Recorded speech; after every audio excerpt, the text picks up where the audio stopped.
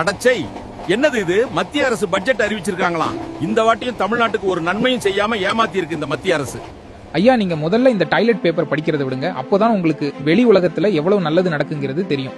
நடந்து முடிஞ்ச பட்ஜெட்ல தமிழகத்திற்கு அரிய வகை கனிம வழித்தடம், ஆதிச்சநல்லூர்ல கலாச்சார மையம், பழவேற்காடு ஏரியில் பறவைகளை பார்வையிடும் மையம், பொதிகை மலையில் மலையேற்ற திட்டம், கோவை, ஈரோடு, திருப்பூர் பிராந்தியத்தை மேம்படுத்த 5000 கோடி ரூபாய் நிதி, அதிவேக புல்லட் ரயில் வழித்தடம். தமிழ்நாட்டுக்கு பிரத்யேகமான திட்டங்களை அறிவிச்சது மட்டும் இல்லாம மாநிலங்களுக்கு வழங்குற வரி பகிர்வுல மொத்த உள்நாட்டு உற்பத்திக்கு பங்களிப்பு 2.5 4 மடங்கு அதிகரிச்சிருக்காங்க. அதாவது 7.5% உயர்த்தி இருக்கு. இது தமிழ்நாட்டுக்கு எவ்வளவு பெரிய நன்மை தெரியுமா? இதோட சேர்த்து இந்த வருஷம் மட்டும் தமிழ்நாட்டுடைய ரயில்வே திட்டங்களுக்கு ரூபாய் 7611 கோடி ஒதுக்கி இருக்கு பாஜக. சரி, இது எல்லாம் ஒரு பக்கம் இருக்கட்டும். பாஜக ஆட்சிக்கு வந்ததுக்கு அப்புறமா கடந்த 11 ஆண்டுகள்ல மட்டும் 4 லட்சம் கோடி அளவுக்கு வரி பகிர்வை தமிழ்நாட்டுக்கு வாரி வழங்கி இருக்கு. சுருக்கமா சொன்னா தமிழ்நாட்டுக்கு முந்தைய காங்கிரஸ் ஆட்சியை விட பாஜக பல மடங்கு அதிகமான நிதியை வழங்கி இருக்கு.